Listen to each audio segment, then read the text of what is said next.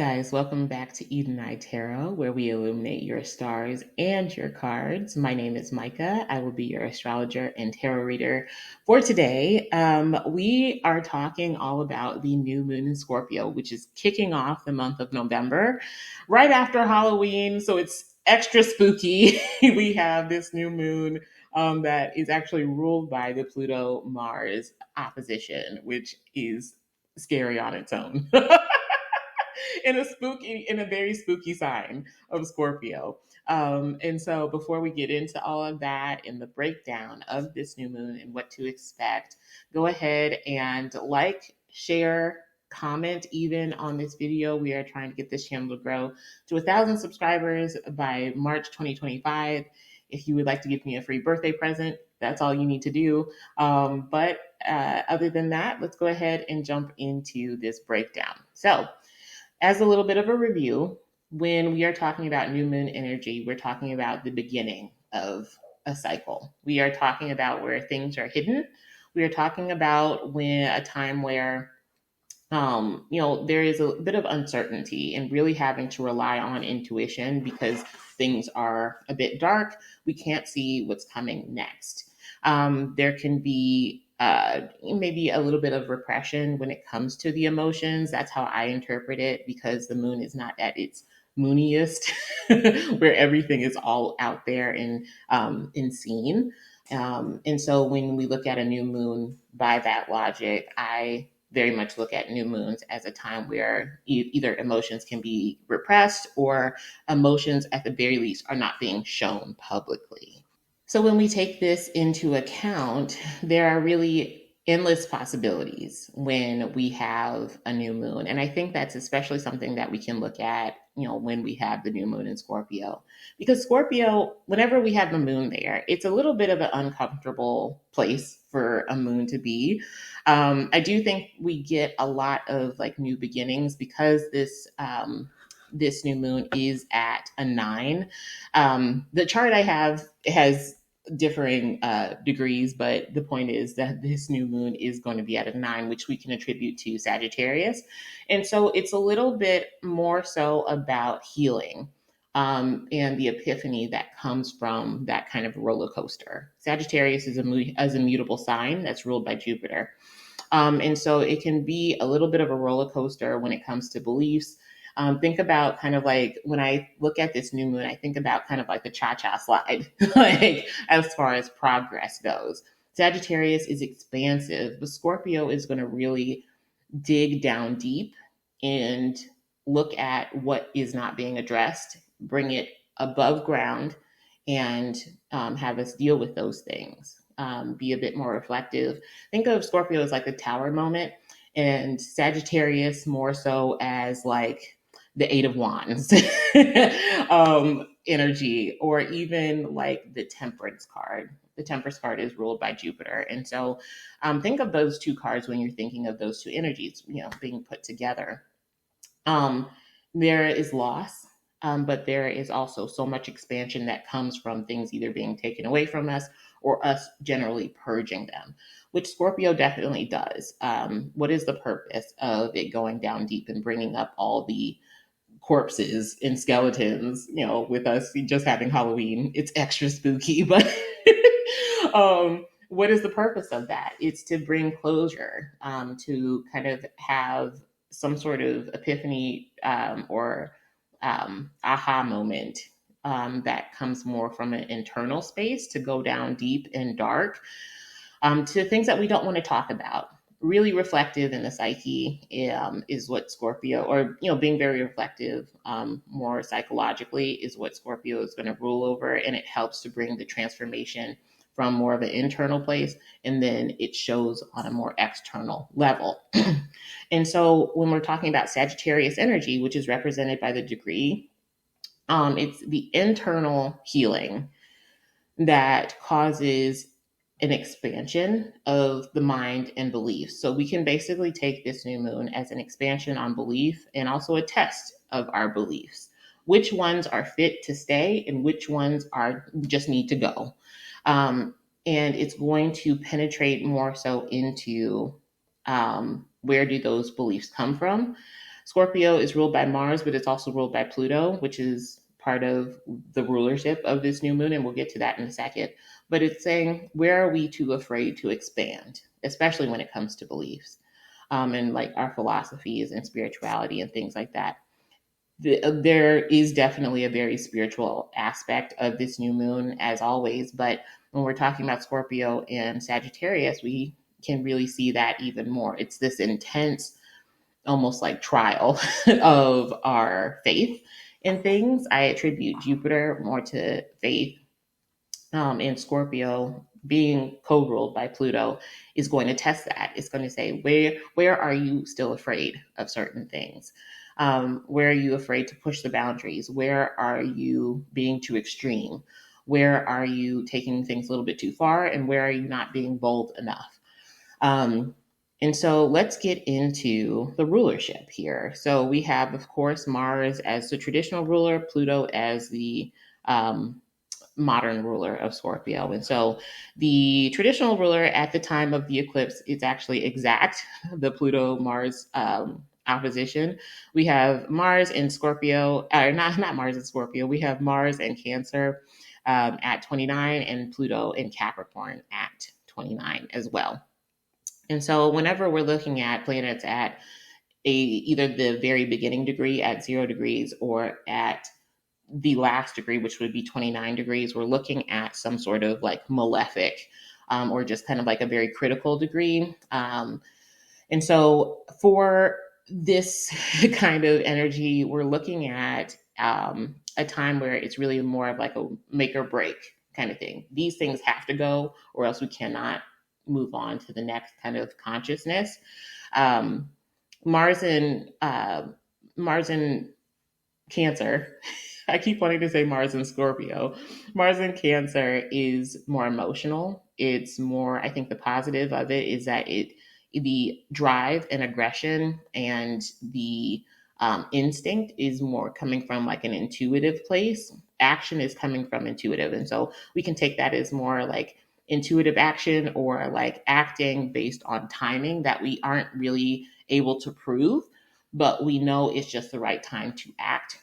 And so I think that's a positive of Mars and Cancer, but obviously the negative of Mars and Cancer is that our actions are coming from a very emotional state, or they're very, very passive, aggressive.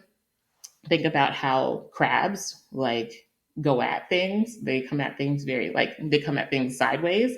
And so we can really find ourselves wanting to avoid those things that maybe are a bit harder to face. Especially when it comes to our fears, which is going to be Pluto.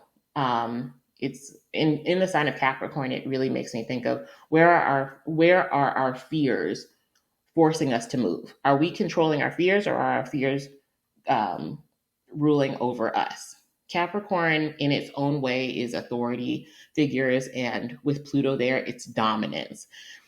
Pluto is going to add like that extra oomph in there that creates the dominance part. Saturn is the ruler of Capricorn. So it's also like, where are our fears holding us back? Where are they limiting us? Where are we looking a bit too much at what other people are doing? And how do we refocus that and kind of purge out those beliefs so that we're able to say, this is authentically me and this is what I'm going to follow. It doesn't matter what other people are saying. Where am I giving up my power to other people? And where, am I, and how can I break free of that? What fears are holding me back from being able to really express myself in the best way possible? What am I trying to avoid? Is really what I get most from this Pluto Mars square. Of course, you're going to see traditionally with any sort of opposition, not just with Mars and Pluto, you're going to see power struggles. These two in particular, they obviously make up Scorpio for a reason.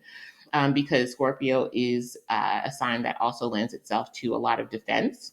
And on its more extreme side is paranoia. Scorpio, by being ruled by Pluto, is going to be extremes as well. It's not just transformation and death, it's also crisis. And so I think this can bring a lot of power struggles and therefore, a lot of stress, that can come through like very crisis like situations. It can also bring, I think, I never want anyone to experience this, but it is a very real possibility that death comes through accidents, or like death can come in families, or like, somebody transitioning on can happen. Cancer is going to be like more so the domestic life. Capricorn is public life, and career.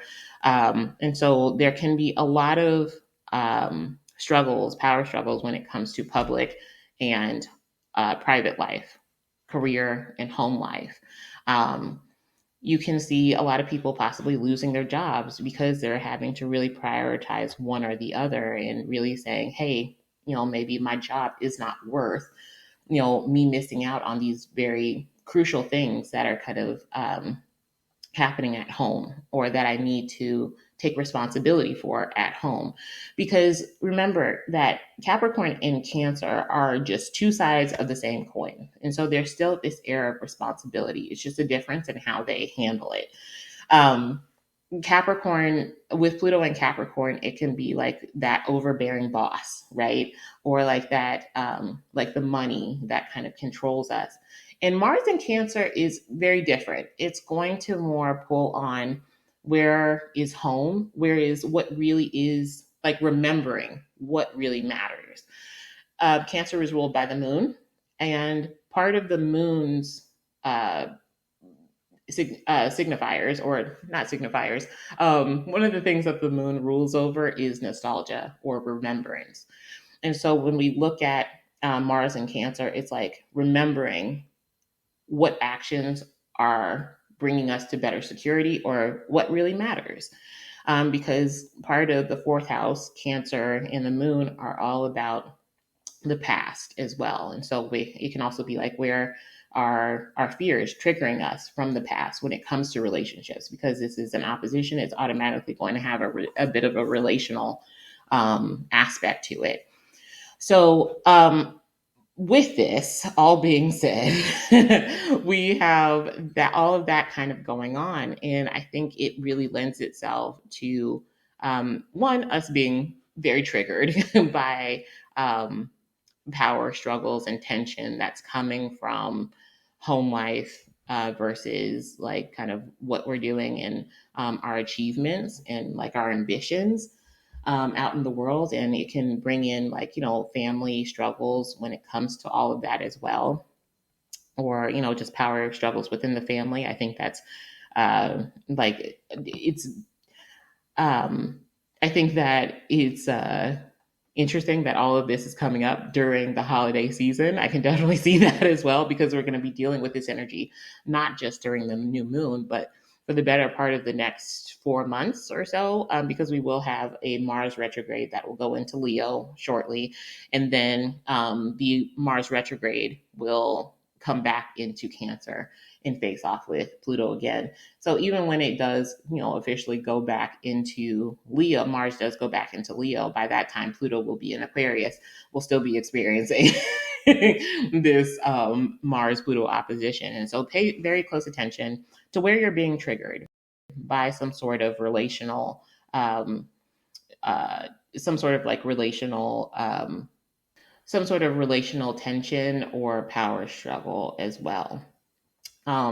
You can not look forward to, but I think again with this Pluto Mars opposition with a new moon in Scorpio, it's opening up the opportunity to kind of revisit possible like issues or triggers that have to do with abuse, um, dominance, manipulation that's possibly coming from within the family, or these power struggles. It's, really bringing a light to what is not right. What do you need to defend yourself from? And what do you also need to open yourself up to? Because you can't have any sort of death without its rebirth with Scorpio. A lot of intense emotions. Scorpio is a water sign that is ruled by Mars. And so while you can have a lot of people that are very nitpicky during this time, Scorpio is intensity. It can lend itself to also, a lot of feelings of depression.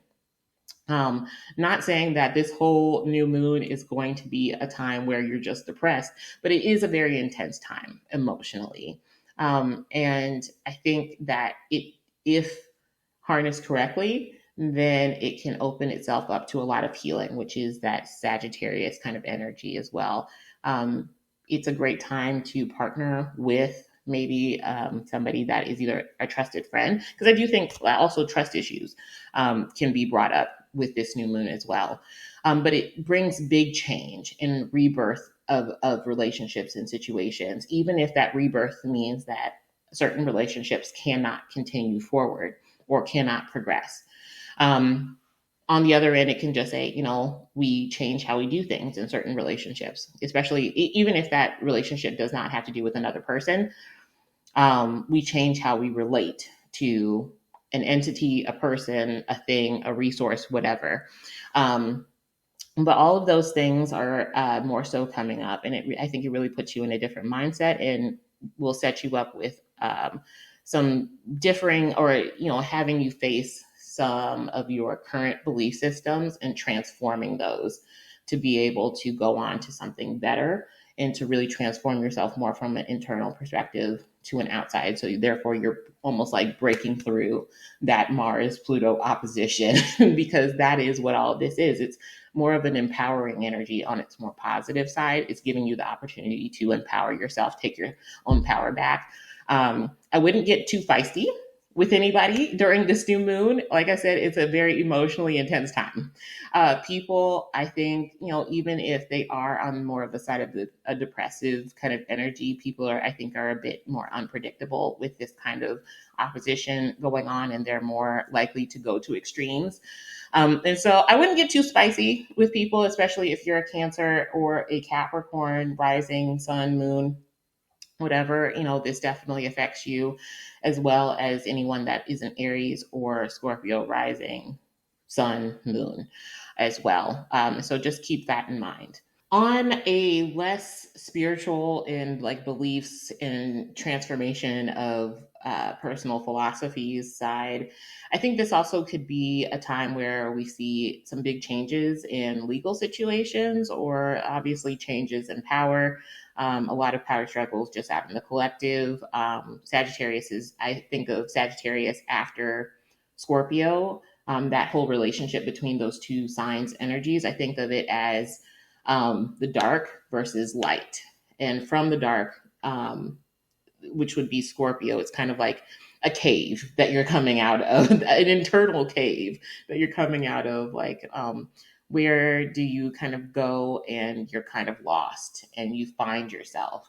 And then Sagittarius would be more so the light that comes when you come out of the cave. So it's definitely tied into each other, but they're just kind of two sides. Like Sagittarius is essentially the mixing of Scorpio and Capricorn. And so there's definitely, where do you want to go after this? That's coming from Capricorn. And what do you have to let go of to get there? That's coming from Scorpio. And so that's why I say it's kind of like this roller coaster of healing that we're getting, and why it's kind of like the cha-cha slide of progress, because there are going to be places where we kind of fall back into old habits, where we let fear get the better of us, but also these great leaps, I think, where we can see great progress and these breakthroughs as well, that have come from the exploration of kind of like our internal psyche. Of course, it can be a time, obviously, where we're seeing power dynamics change.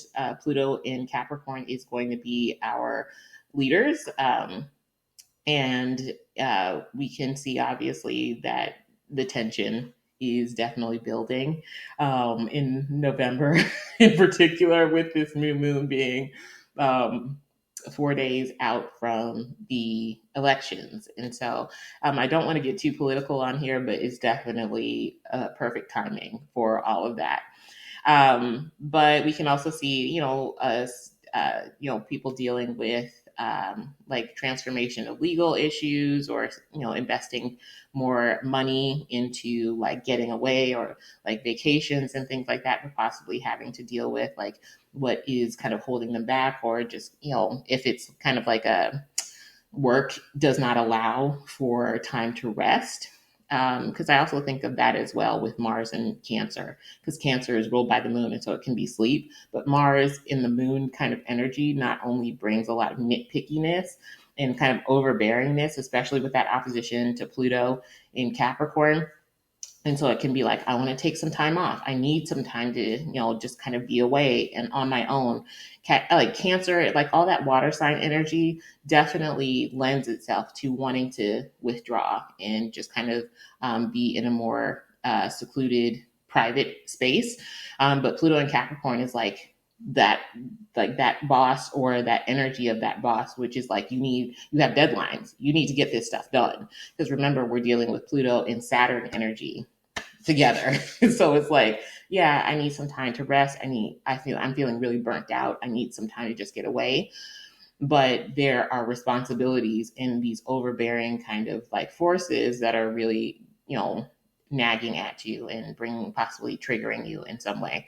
And so we can see, possibly investing time into needing a little bit of time away. So, investing in travel, or, going on some sort of new um investing in new vacation, like in sort of some sort of like travel or vacations. What? Bro, what are you talking about, man? Jesus Christ, what am I trying to say? But yes, you get what I'm trying to say. It could also be, taking time to spend time talking to a therapist or a trusted friend, like I was saying earlier. It can be a time, it can be a sexy time, sure. With the Mars Pluto opposition, I think a little bondage is definitely, maybe like with a trusted partner, of course. I think is a good way to use the Pluto Mars opposition. A little danger with play. But other than that, yeah, I think that's what we're seeing. Just make sure that the conflict is done in a very safe way. I know that people are going to want to tussle. And what I don't want to see is y'all getting into these arguments, because with the Mars Pluto opposition, it can be physical altercations, especially like within the family, or it can just be like these almost like screaming matches, or like not screaming matches, because that's not Pluto in Capricorn opposite Cancer and Mars in Cancer, but it's more like these subtle pissing matches. Like, I don't want to see any of y'all like do that, because it's only going to lend itself to more problems. And so just try your best to keep your head, think long term, where you want to go, and plan for that quietly. Because Scorpio is very much behind the scenes energy, rather than this is what I'm going to do, saying it loud and proud. You are creating the vision, and planning how to get there with this new moon. And so I think it does bring up a lot of new opportunities, and a lot of opportunities to create the vision, because you're working on something more internally or more privately. Since we do have that moon making an energetic trine to both Saturn and Pisces, as well as Mars and Cancer. But other than that, and I do think, again, it'll also cause, because it's also making an energetic opposition to Uranus um, in Taurus. And so it can be a lot about, there are some changes with finances that are coming. I don't know for what reason.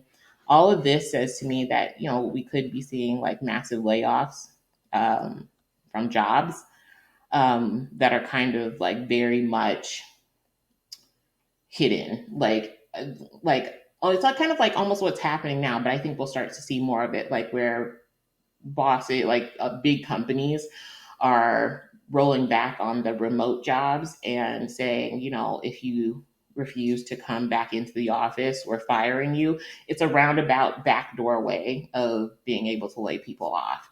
And it's very deceitful and a little secretive, and it's very much this new moon in Scorpio. And so if that does happen, just think about it more so as this entity or this person is relinquishing their power over you, rather than getting stuck on the loss, because I think it's definitely setting you up for your next karmic adventure and path.